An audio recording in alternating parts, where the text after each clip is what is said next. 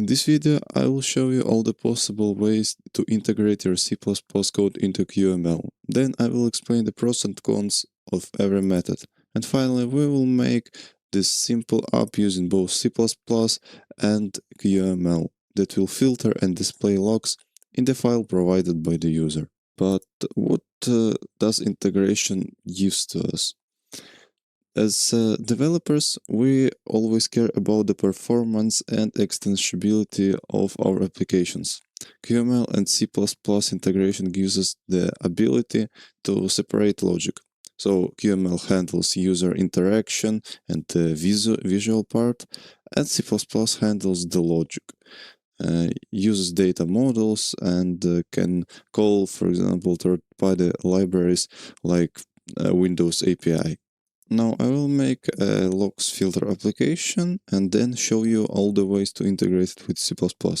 If you're not interested in coding UI and C++ class that will be later integrated and just want to see the integration part, go to the next section with the context properties, and you can get the full code for free from the GitHub repository link in the description below. Our application will read logs from that kind of text file where a type prepends a log message. For me, it was just ChatGPT generated. Here you have type of log for info, warning, error, and so on, and just the log that will be displayed. And our application will read that kind of file and display it and filter it and display only needed logs. I already created my project for today's episode, and now let's make a new class. As always, create new class and call it logs filter. It's gonna be like a backend for our UI. It must be QObject in case we want to integrate it with QML. You must specify it as QObject. Next, you know how to do it. Create your class, and in the header file we will have three properties: file path, filtered logs, and file name.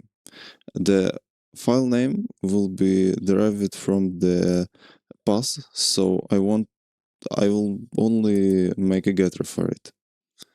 And now let's just copy and paste so I don't spend your time. In the private section, let's make two QStrings. And so both stored properties are of type QString, but logs can be made with the QString list, because it is just the list of logs, but I use string for the simplicity. Okay.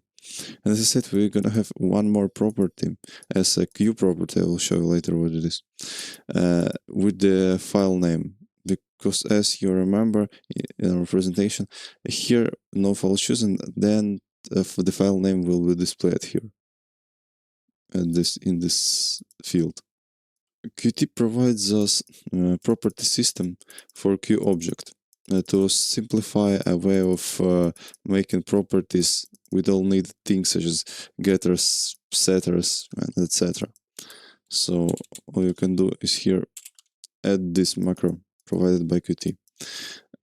It makes property reactive, so it will call. So QML will call getter every time value gets changed, and make data valid in UI. You'll see more clearly why we use it when we will integrate this code with QML. But for now, as you see, here we can specify in EAQ property just our property, then access point to read it, to write it. It's gonna be just getter and setter, and notify is just a signal when this property is changed. So it's just, for example, if I will expose this property in my QML and in C++ emit this signal, then it will automatically be changed. So my getter will automatically be called after I change my property, and I don't have to bind my signal to some slot to call every time some getter. Everything QML makes everything for us, and when we will make UI, you will see more clearly with the example what I mean.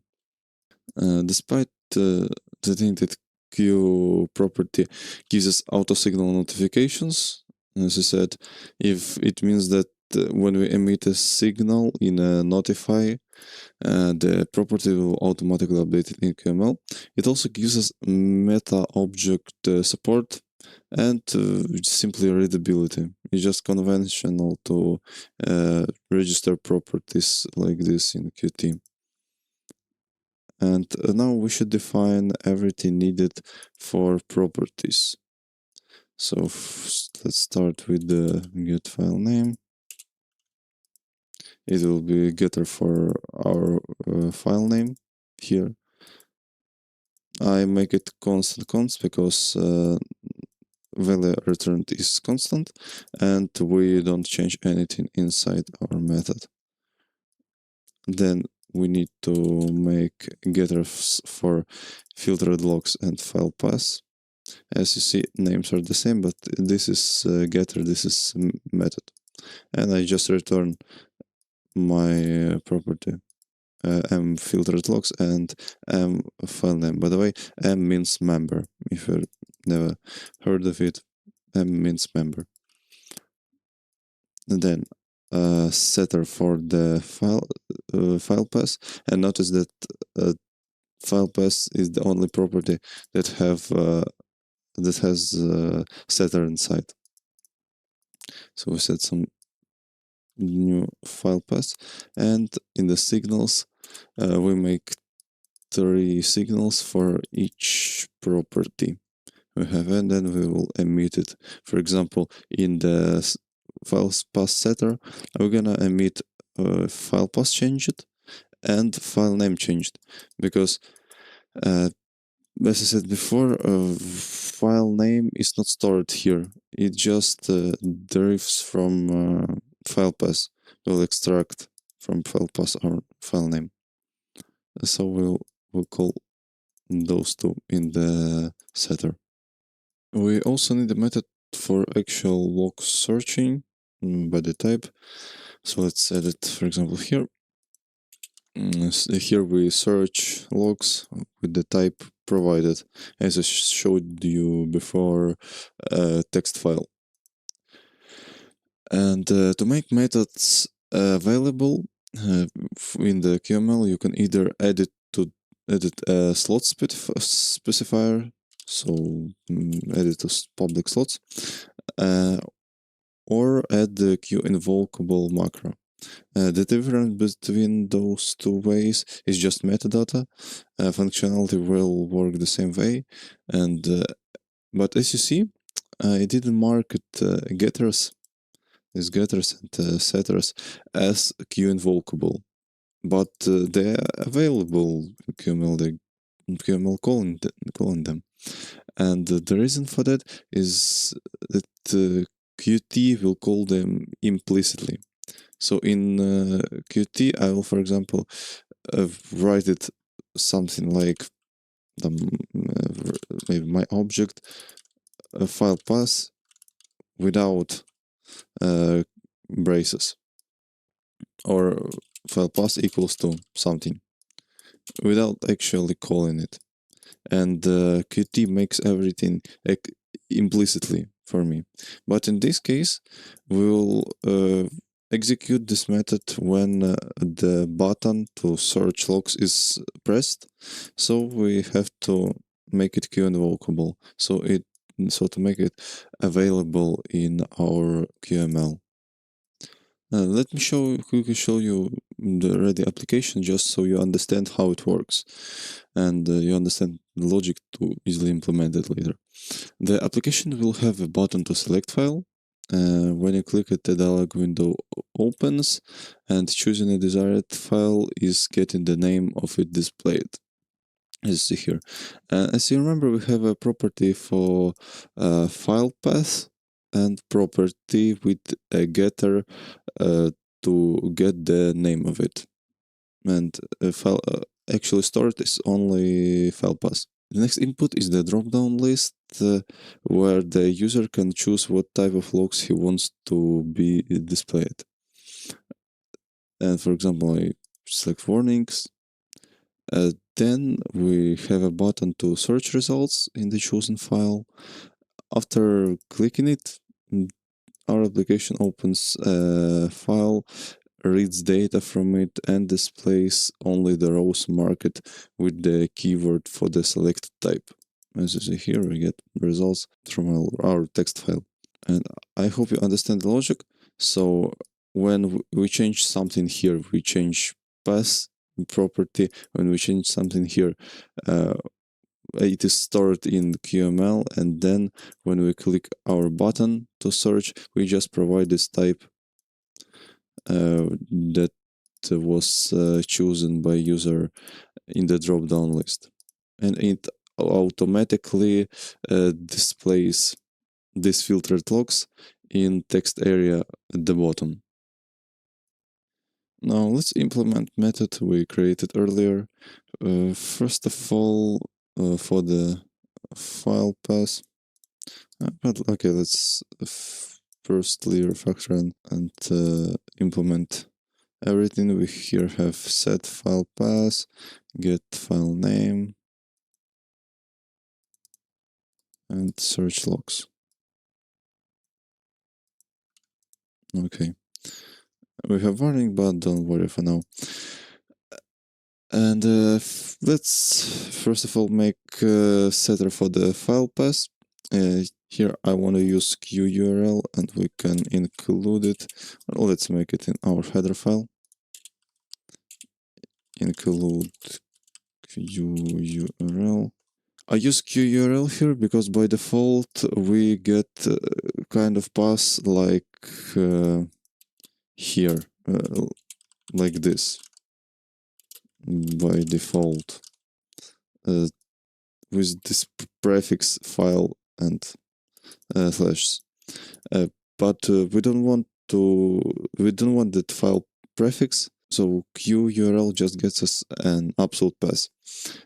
QURL is a convenient interface for working with the URLs and also paths. We could also just use some string method for removing the first characters. As you remember from the previous episodes, there is some kind of methods just to remove certain amount of characters at the beginning of string. But I wanted to show you this class and this functionality. After extracting the path, I check if it differentiates from the previous one, because if the path stays the same, there is no sense in changing data in UI. And as you remember, when we emitting something here, it also changes in UI. If paths are different, I assign a new one here and emit a signal. So the QML part can handle it and update the displaying data. I also emit signal for the file name because as path changed, the name is also changed in most cases. The next method to implement is getter for file name. And it is more interesting one because we have to here validate the path property. Okay, let's also include qfile info, and I will explain you what it does, of course. Okay, here, first of all, I should validate my file path property. For response, if it is empty, if we don't have any path, then I use q latent one string, and if you don't know the purpose of it, then you can watch my video in the Qt playlist about the string view and latent one string, and you can understand why I use it here. for this kind of response, because as you remember from our application, if the pass is empty, I don't leave my field near the button as empty, but I just write this message that no file is chosen. Then I use qfile info is an OS independent API to retrieve information about files. So you have so many informations inside. As you have so many methods that you can use. In our case, we're just checking if it exists or not, because we don't want to later read not existing file. And if it don't exist, we return this message. And if all validations passed, we return the file name. So also to get file name, we can use this class and here we have file name, file path, file time, and so on. This also interesting class. The method for searching logs is going to be the longest one probably. If you are familiar with the C++ way of reading files, there won't be any problem for you to understand what is happening here, because it is pretty similar to just C++ way of reading files. First of all, we validate the path is empty or not. Then we try to open the file in read-only text format, and here the binary or operator is used to unite all parameters. I think you remember it from just some C++ tutorial. If opening file didn't succeed, we just stop the execution. After the file is opened and everything is okay, we can clear the previously found logs and reserve some space to not make a reallocation when we read data. Qtext stream provides a convenient interface for reading and writing text. We already used it in the first episode, but for the console. So here, until we don't reach the end of the file, we extract text line by line to the string view. Yeah, until we don't reach the end, we provide line by line in string view. If you don't know what QString view is and what is the purpose of using it rather than just QString, I highly recommend you to watch my video about it, about QString view, and also I covered there Q let in one string. We check if the extracted line starts with the desired type of logs, and if so, we get a log without the type with the method mid. So here, if you don't understand how this works, then for example, you have this line, info, some text. If you start with type, for example, our type is info, then here I get the length of this type. In our case, this is gonna be 4, and then +2, +1, this semicolon, and 2 is the space. So I get this size from the start, and I just extract everything after it, afterwards, this info thing. And I extract my message from the log to this clear blind QString view. Then we append the parsed string to the final result, and I also append it with the new line, because as I said, it is possible to use QString list, but QString is used here just for the simplicity, and so we can easily display it just in the text area. After everything was parsed, we have to close file and emit a signal informing QML that logs were changed. So we can just file close and emit that something was changed, and you have to update data. We should say it to our QML. And also don't forget to initialize the file path in the constructor. Here we can do it because the string can be empty or null. And if you don't know what I'm talking about and what is the difference about empty and null, I highly recommend you to watch my video that is named like everything about QString. It's a pretty decent video about QString and Qt. I recommend you to watch it. We are now finished with the C++ part, and the next task is to make UI. I want to tell you just from the start that it is possible to separate things into different files in QML, but today for the simplicity I will work only in main file. Let's firstly delete everything we have here, and let's start with the imports. Okay, so Qt Quick, we imported it earlier, just controls, the basic ones. Then Qt Dialogs will be used for file picking dialog window. Let me write comment here, file picking dialog window. Then Qt Layouts, used to arrange items in AI. Sorry, arrange items in UI, and I will mostly use column layout for vertical alignment and row layout for horizontal alignment.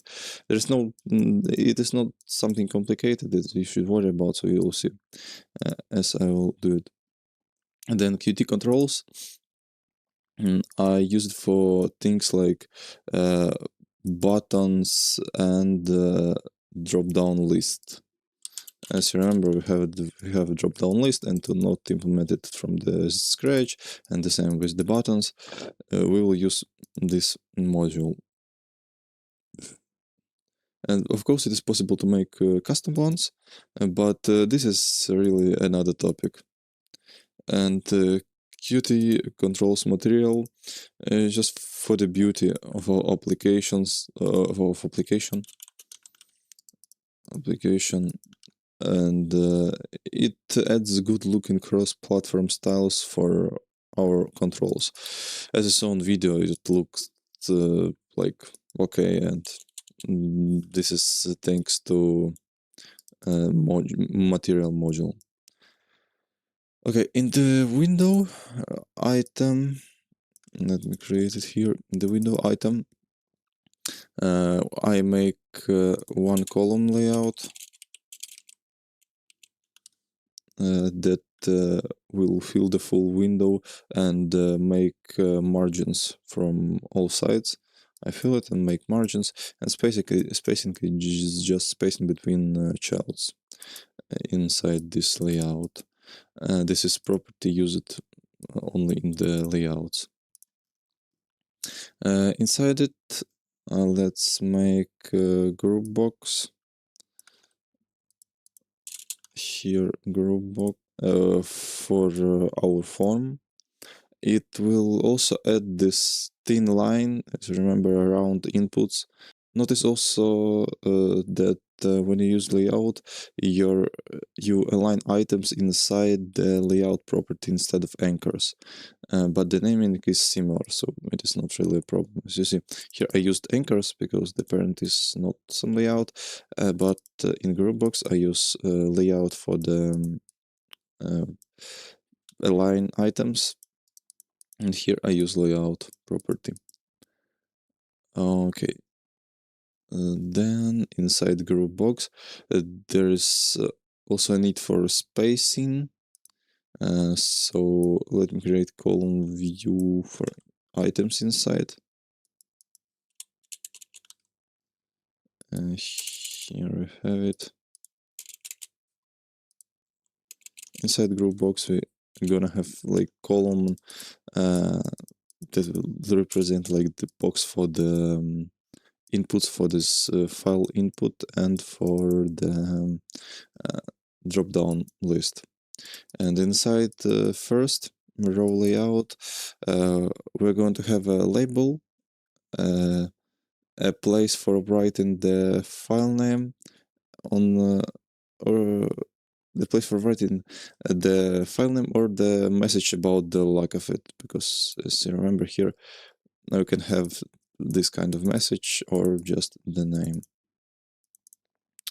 And a button for opening dialog. File dialog is not something we see when we just run the application. We open it as the button is clicked. So let me paste it here. Yes, it's okay. I think I didn't mess up curly braces. Just yes. Yeah, I think it's okay. So okay, we have a row layout inside the label, the text, then text field with the some file name. We will later bind it to our property. As we make the integration part, we'll bind it to this property. And then we have button to open dialog, and on click is just like event we open in our file dialog with the ID. Here inside file dialog, when user selects some file, we get this event on accepted, and we can get the path to selected file that we'll later put here into our setter, the file path. But for now, I just console log it so you see what we get. And the next row layout gonna be a little bit smaller. It will contain only the label and combo box. Sorry. The label and combo box. As you see, we have a label, so we know what so user knows what you have to give us, and combo box is just drop down list coming from the Qt quick controls. And here we specify available options, info, error, and warning, and layout field with true. Okay, under the group box we'll have a search button. So here we have our group box, so we can hide it, and under it,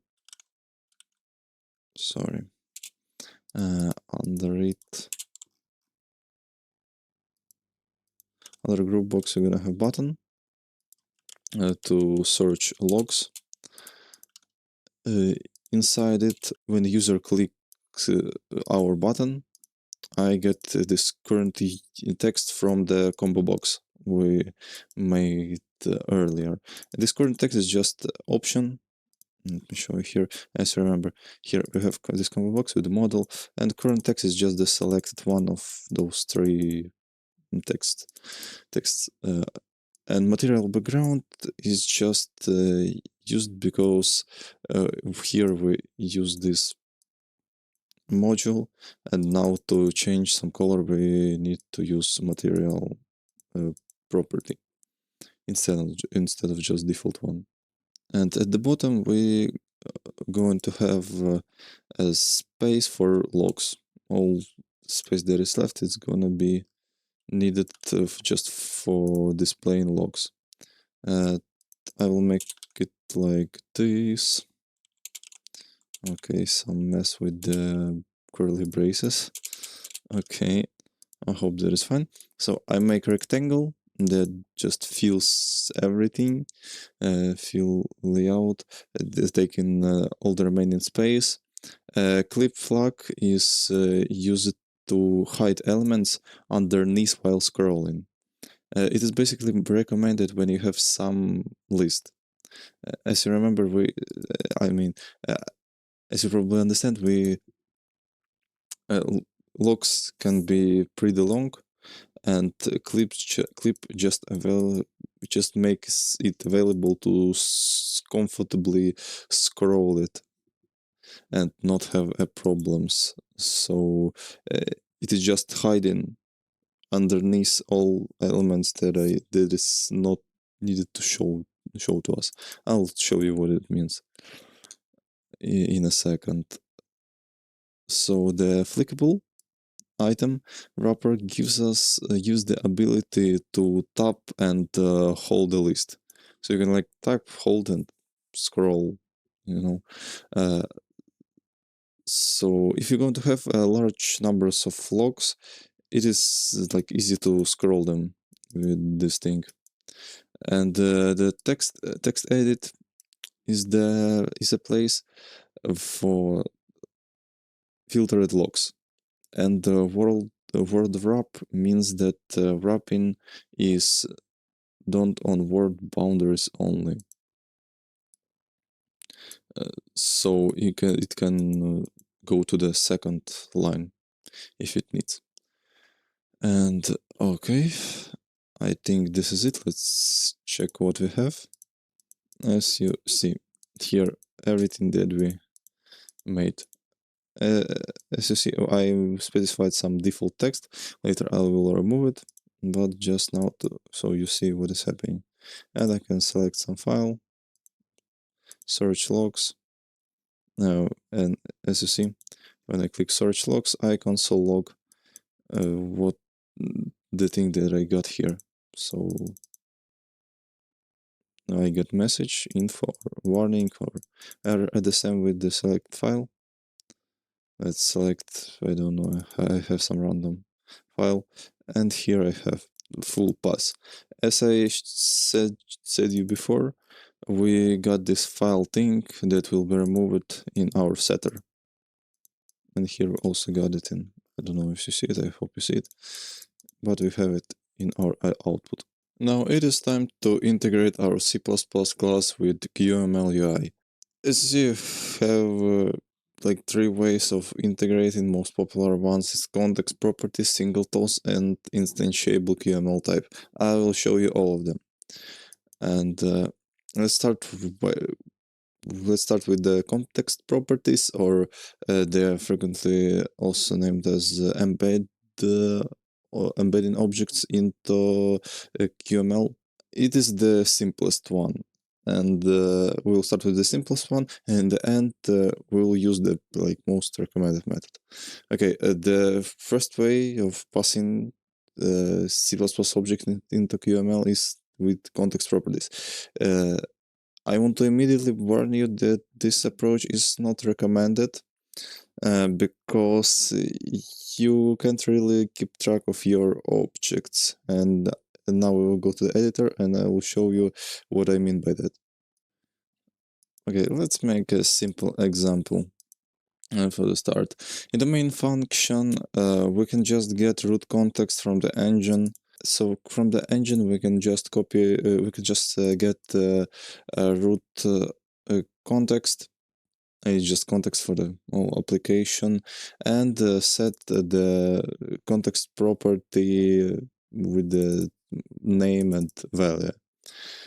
Okay, and you also have to import this root context because I mean the type QML context, so the compiler knows what is the lane inside. And the very important thing, that set context properties before the load in main module. So you need to set all your properties before this loads, before this line of code, because otherwise you will get reference error while calling it in the QML. I mean, it will work, but you will get error, and it is not like great. So here you also need to do that before loading from module, because I mean you will use it in the QML, and from the you need to start with the loading it and only then open your QML. I think it's logically understandable. And by the way, QML context, this one root context, is a holder for the objects identified by ID in a QML document, really. So it's just holding those items that we added ID in QML. The root context is automatically created when by the engine, and the data we provide is available everywhere in QML. So in QML, without any imports or something, we can do it here before everything, just to test. We can add text with my message. As you remember, this is name we specified here, and just let's run it and see what we got. If you run the application here, it's in at the center, not really beautiful, but it doesn't matter. You'll see everything working. As I said before, it is not a recommended way of integration. The reason for that is that is maybe unclear from where it comes from for someone reading QML code, and it limits their usability, since the context may be different in other places where it might be used. So I mean, if you have large application and you have those contexts that's everywhere, sorry, it may be really not clear from where data comes from. So it is not really recommended way of integrating. But we are here not to just show some message. Now let's pass the previously created logs filter class to the context. I mean the object that we will create. When you want to expose an instance of the object allocated before the engine to ensure that the instance outlives it. So I will use here QScoped pointer as recommended in documentation, with the type let's include the logs filter, and here let me just copy and paste. Okay, so one by one I create QScoped pointer to avoid the headache with the pointer, to not delete it and think about it.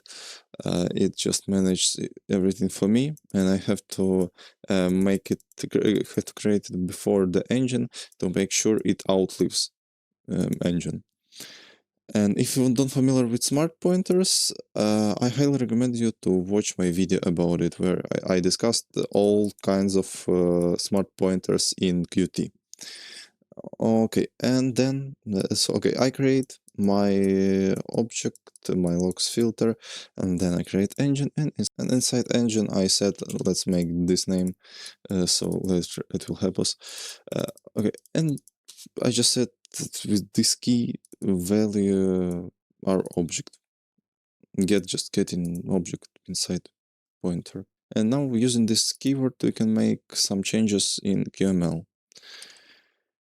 Let's start from the beginning here when we wrote some strange data, just so it be.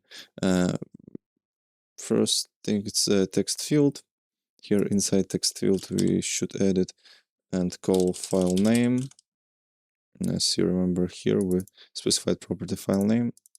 It have this name. Then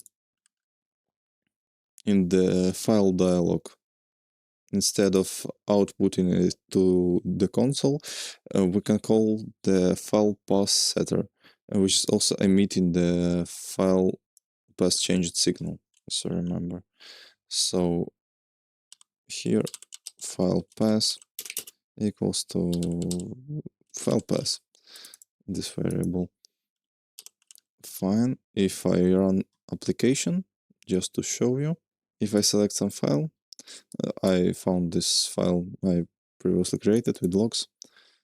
When I edit, I get here name of the file logs.txt inside this text field, and as you understand, everything works. Our signals and slot works, because As you remember, I just here specified my name of the property without calling getters, without something. I mean, it called getters underneath, but I am not writing this logic by myself. And see, no files chosen, I select some file and it updates. So fine, our path is also updating. And here when I using equals equal sign operator, then my setter is called. So here my setter, this one is called because I specified in file path write to the set file path setter. Okay, when the search button is clicked, we should call also a method for searching with the given parameter from the combo box. So logs filter, search logs, and we give here one of those three options. As you remember, here we got this type thing, and there is method that we are calling, and it's also specified as Q invocable, so it is available in our QML. And also let's change text edit content from logs here to filtered logs. Okay, if we run the application, as you see, everything is working. For example, we select error, warning, and so on. And by the way, I didn't really properly explain what clip is about, but as if you tap and hold, you can scroll. And you see this text is underneath other components. So that is what clip does. So when you scroll, it is underneath other components and just uses this box, this text area that have. So it's all about this. So okay, I select file and I can search some logs, and it works fine. Just to wrap up, content properties could be okay for some global static values, but we have better options for this kind of stuff we have today, this kind of program. And the next thing is singletons. First of all, let's clarify what singleton is in the programming context. Singleton is a creational design pattern that ensures a class has only one instance while providing a global access point. It's just definition from the internet, from the Wikipedia or something. I mean, really, you like have your class and you create only one object, and you make sure that this object is really one created for all application. And the main ways to expose singletons to QML are imperative, and this is older type registration using the functions provided by Qt, like QML register singleton type or singleton instance. But the imperative type registration is an older way of providing singletons. The major disadvantages of this approach is the impossibility of extracting necessary information about the module at compile time. So it is too unfriendly. And it means that just you won't get any hints inside your QML because it is not possible to define what properties you have at compile time while using this imperative approach. And also, if you use this approach in large applications, there will be big chunk of code just repeatedly registering all classes and instances. I mean, you'll just call these functions one by one, registering everything, and it's not really beautiful in big applications.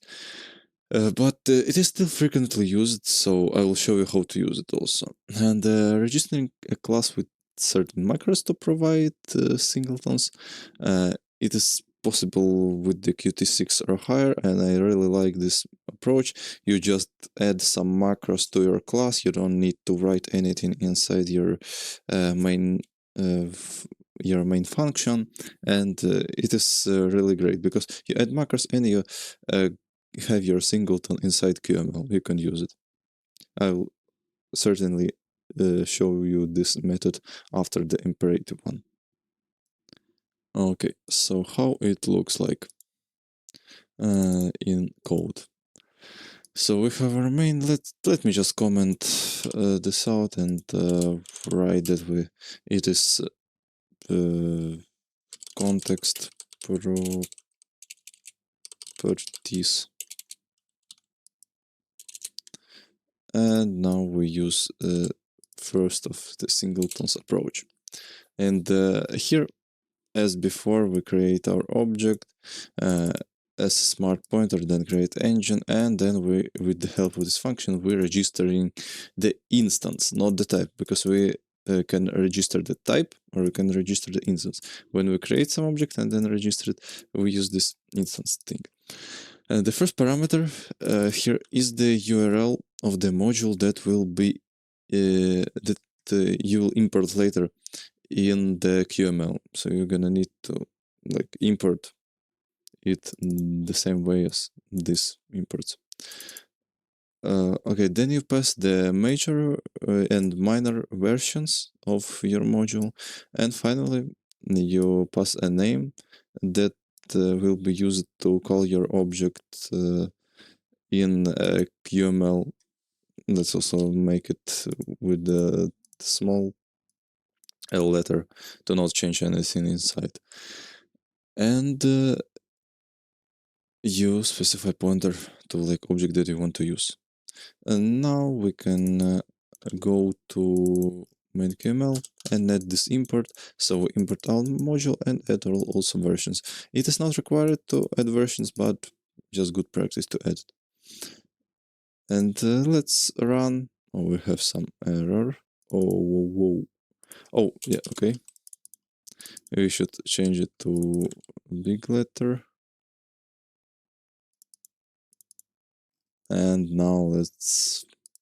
Okay, sorry for that, but we don't have really a lot of code here, so we can, I think, easily replace just all uses of logs filter to the capital letter.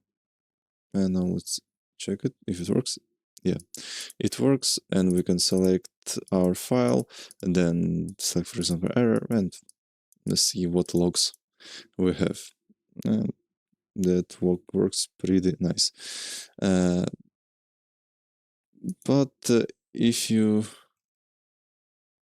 go here and write logs filter, then dot, as you see, you don't have any hints.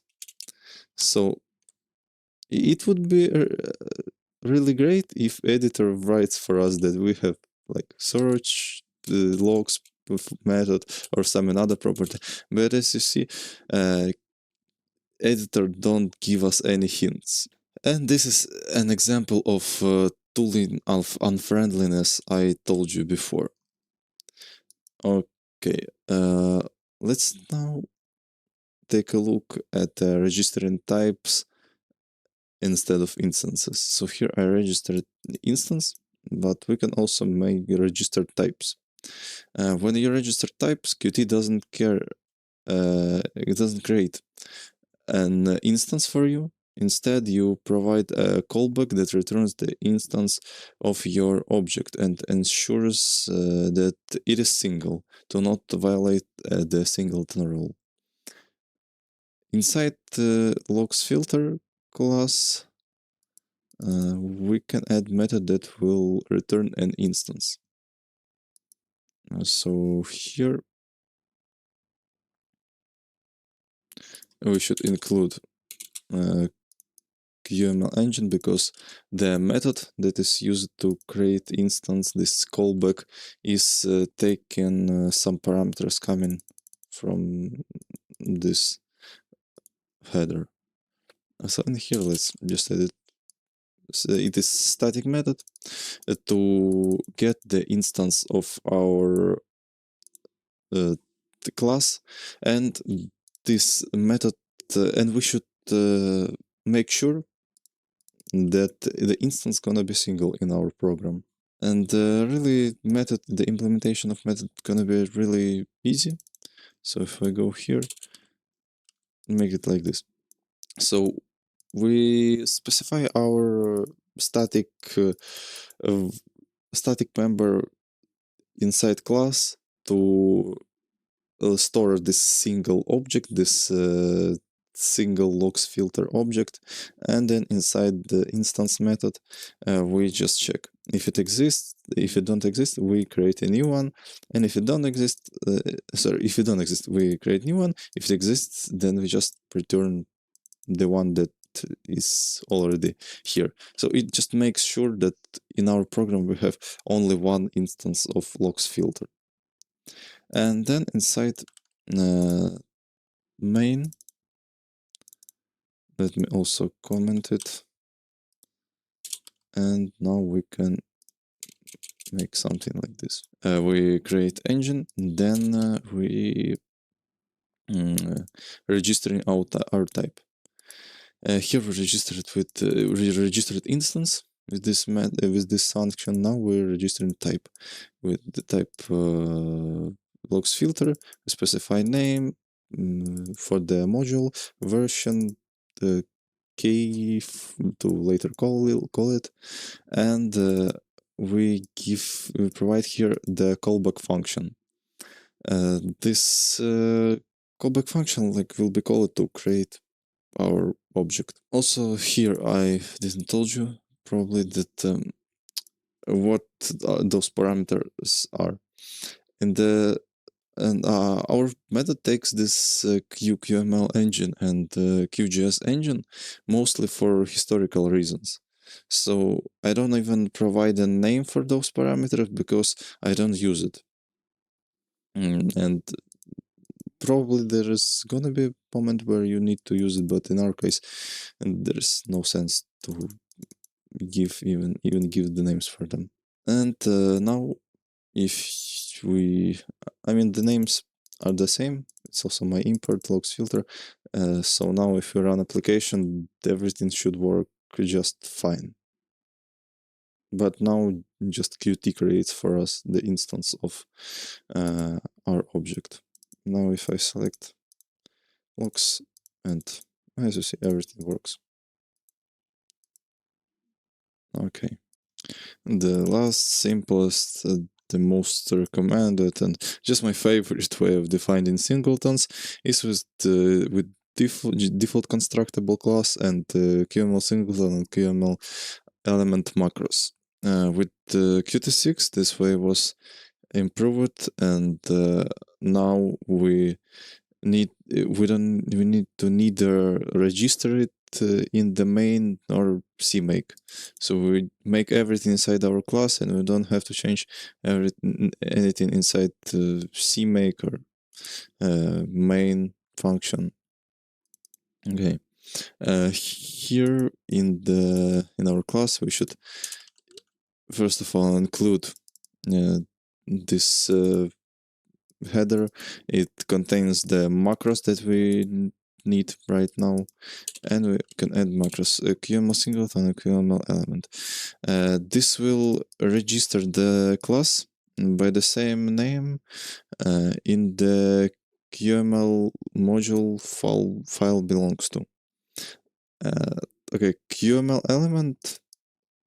This macro registers class as an instantiable QML object type, and QML singleton provides that singleton functionality where you have only one object.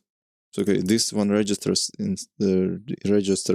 object inside the QML, and this one makes sure it is single, and we will access it by the same name as we have in our class.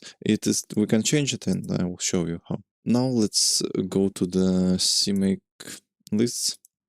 We don't need to change anything here, but we need to take this URI because, as I said, this will register the class by the same name in the QML module file belongs to.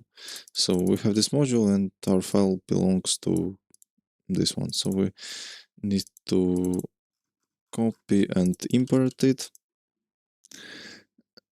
And if we just try to execute it without really changing, oh no, sorry, I forgot to comment it.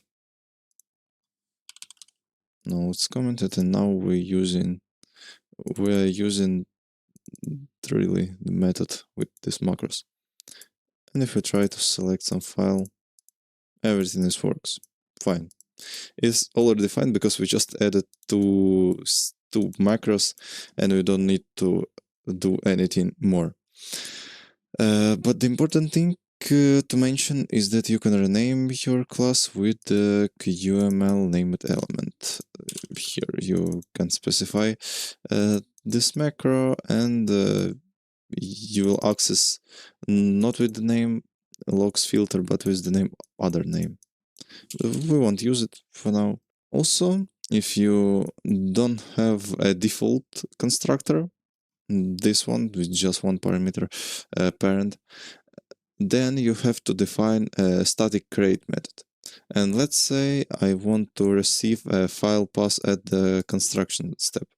So, for example, I have my constructor, but I want to modify it and receive also pass. And here the same, we need to modify it. And now we just passing our pass here to mfile pass. Okay, fine. And also here we got problem. It is not really important for now because we don't use it method. We can just comment it. But if you want to use it, you just add in here inside some value. It is not really hard to do. And if you run it with this modified constructor, let's try, you will get so much errors. And here something has broken. You get many errors, type error, and so on. To fix it, we got to define a new method that returns a newly created object. And this method should be named, because previously we created this instance method that could potentially have other name. I just named it because it is logical, and later we provide it inside function to register singleton. But here here we have to add method name with the name create, and inside this create method we are just creating a new empty object with the string that we want to provide. Now, if we try to run it, everything works as expected. So you can choose and select your logs. But you probably wondering if there is no memory leak because you like creating with the new and it's looking a little bit scary. The answer is no, because the QML engine will assume ownership and delete the object. So don't worry about it. Okay, and we have the last method of integrating is instantiable QML type. There is a way to register an instantiable QML, instantiable object type to QML, so you can just register this type and create how many objects you need inside QML. And it is very good method to integrate your C++ class with QML because it gives you so much flexibility. Okay, let's go to the editor, and for now, let's go back to the default constructor. So I remove QString pass from here and from there. and just make it as it was. And here this thing we can also comment this one. Okay, and let's also comment the QML singleton macro, because it is not singleton anymore, but QML element, because we want to, as you remember, QML element registers it to the QML, so we don't want to remove it. And I will show you firstly the simplest case, when like you have default constructor and this QML element, but we should add now our class to the CMake inside CMake configuration. So here we have a Qt add module, and you just need to make sure that you have it here. Probably it is already registered, but like make sure. Okay, and now if you go to the main QML, here after importing it, importing that module, you can create your objects. So for example, inside the window, before everything, like let's go to here, we can just create, for example, two objects, logs filter, and it will be 1 and 2. And we can also specify default values. So we make two instances with different IDs. Notice that we can provide default file path, but we can do it, for example, with filtered logs, because we don't have a setter here. But here we have setter, so we can do it. Now let's try to change every usage of logs filter to this logs filter one. It won't take much time because program is not really large. And here. And if we run our app, and as you see, everything works as expected. You can choose, you can select. Okay, fine. And I didn't show you this with the previous one, with this good with this second of the singleton methods. But here, if you write, for example, logs filter, this is what I talked about with the tool in friendliness or unfriendliness. That if you write this dot, you can see what you have inside, and it's really handy when you're developing your application. And if you want your class to have not the default constructor, for example, because here I go back with not providing pass, then you need to just create the second one, just the overload for it. And let's add it here and specify values. So there's no need to create something like here with this create or instance or something. You just create overload. So if we run it one more time, let's check if we don't have any errors.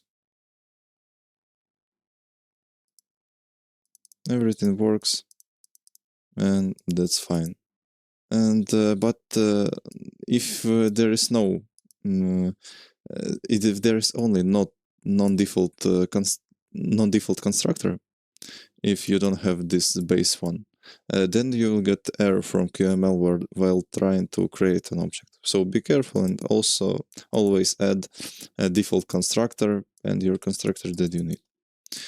And I think this is it. We covered all ways of integrating a C++ class to your QML. Now you can make your application that you need, some simple one. And don't forget to hit like and subscribe button. It is really helpful for me. And thanks for watching.